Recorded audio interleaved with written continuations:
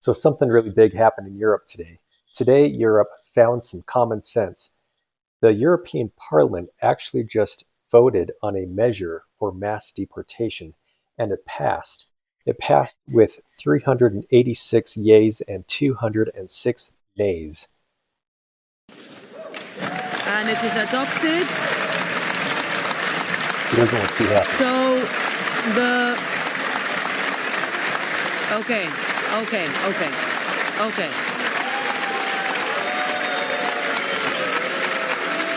We have many votes to go through, guys.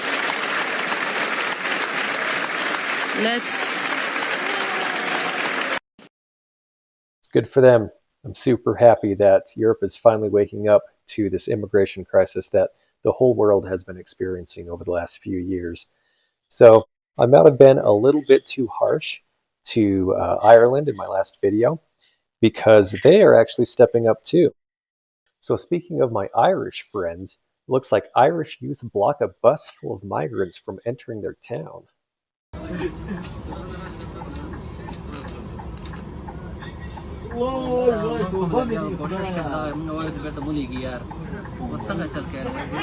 There's some hope for the youth yet. Gen Z isn't all bad. There we go. Nice. See ya. Not in their town. Get out. Hell yeah. So this is what the measure actually does. It says the reform would notably allow for the opening of centers or return hubs outside of the EU's borders to which migrants whose asylum applications have been rejected would be sent. And I think that is a good starting point, but you know what? If I'm going to be honest, if it was up to me, if I was the king of the EU, I would send all asylum seekers out to those hubs, wouldn't allow any more in, and also all illegal immigrants would be going out as well. And the border would be shut down. Let's see, it also goes down here to ICE-style enforcement.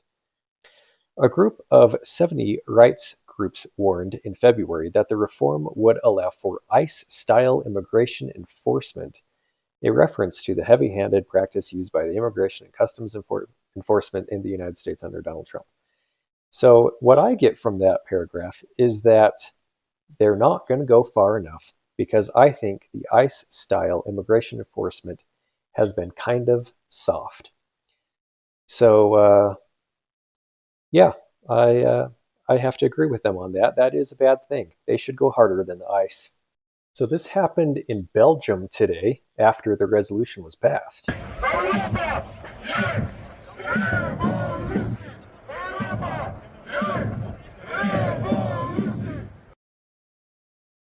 Remigrate. Now I don't speak whatever Belgium speaks. What do they speak? Dutch, French, and German. So I don't speak Dutch, French, or German, but I imagine that means remigration. So they are already on board with remigration.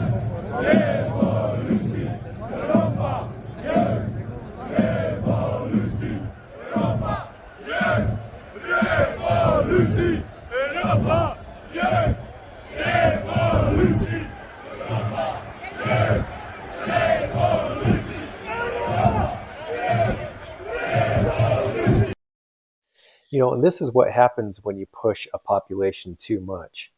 They just eventually, they rebound. It's like a rubber band effect. You try to stretch the rubber band too far and it just snaps back. So you can see now that the people are finally, they're fed up with that stretched rubber band of all these immigrants and they're snapping back. They want these immigrants not just to stop immigrating, but to actually be re-immigrated out of their country and back to wherever they came from. And, you know, I think it's a good thing. I mean, I've been to Europe once, and it was a beautiful place. And it would be really sad if Europe ceased to be Europe because they let in a bunch of other cultures. Europe is so, I don't know, it's so varied, so diverse. And I don't mean diverse in the, you know, the politically correct sense. I mean, like, each country in Europe is just different with a different history and different languages and different foods and arts and stuff. And it would be a shame to have all those cultures just be gone forever and be formed into one homogeneous mass with with all these immigrants coming in. It really would be a shame. And once you lose that, like, you just can't ever get it back. So I'm glad to see that the citizens of these various countries in Europe are finally standing up and saying enough is enough. We want our country back. It's clear Europe is ready for mass deportations. Nationalism and patriotism is growing rapidly. The globalist era is coming to an end. We can certainly hope so. I am so glad that Europe is finally waking up and finally doing what they should have been doing for a long time. Let's watch this video. Look at that. Ireland is even up there. I was giving the Irish kind of a bad time in my last video about them celebrating the most woke St. Patrick's Day ever. I'm glad that they listened to me and they turned it around within a week.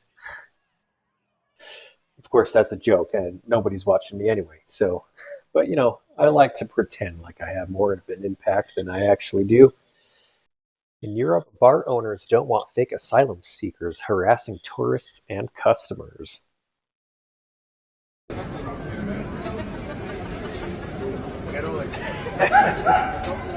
Oh, come on, dump more on than that. Oh, that kind of sucks. Oh, picks this bottle and it hits somebody. Not quite a flawless victory, but hey, we'll take it. Yeah, get out of here. And they've got a point there. So when I was in Europe, we went to see the Eiffel Tower, and as a tourist, it was really annoying having all those immigrants huddled around the Eiffel Tower, and they were selling you all this junk, and they were pushy, and they were doing these little games and stuff. It was really annoying, and it kind of took away from the magic of Paris, or whatever you want to call it. So yeah, I mean, I can totally tell why locals that are trying to run a business, trying to run a bar or a restaurant or whatever, would hate these guys hanging around and harassing your customers. That'd be super annoying. Good for this guy dumping water on him. Gotta watch that again. Come on.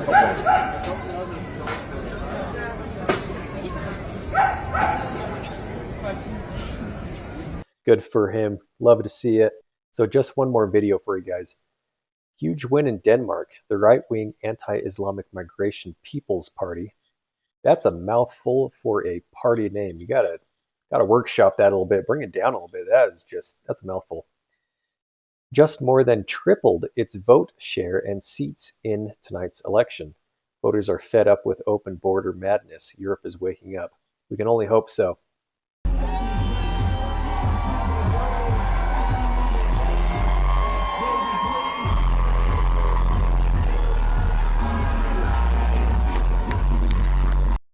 Good for Denmark. I really love to see it. And keep it up, anybody who's watching me in Europe. Keep it up. You guys need to take back your country, just like us in the United States. And, the people against us will say that we're racist and Islamophobic and xenophobic and any other phobic. But you know what? Those words don't mean anything. I mean, first of all, they use them so much anymore that they really don't mean anything. Anything is a phobia to them if they don't like it. But apart from that, would you rather be labeled as a racist but still have your country, still have your culture and your history and pass that down to your kids? Or would you rather, not be labeled those meaningless words and not have anything anymore and just leave your kids with some kind of, I don't know, multicultural mess where it's all just a homogeneous culture with, I don't know. I don't know what I'm trying to say. You know what I'm trying to say? Probably not, because I don't know what I'm trying to say. But when you let these cultures come in, everything just kind of meshes together and it becomes this just kind of slop. Like there's no differentiation between different countries and different cultures. It just becomes all one thing. It's kind of a mess, a mash of cultures. And I don't want to see that happen to Europe. I don't want to see it happen to the United States either. I don't want to see that happen to China or to anywhere in Africa or Australia or anywhere. You know, let's keep our countries, keep our cultures, because that's what makes the world an interesting place, is to be able to go around and share cultures with people. And, you know, it makes the place interesting, makes the world more fun. So we need to make sure that our countries aren't taken over by these people. So anyway, if you like the video, please share it, please subscribe, comment, all that other stuff, and I'll see you on the next video. Thank you.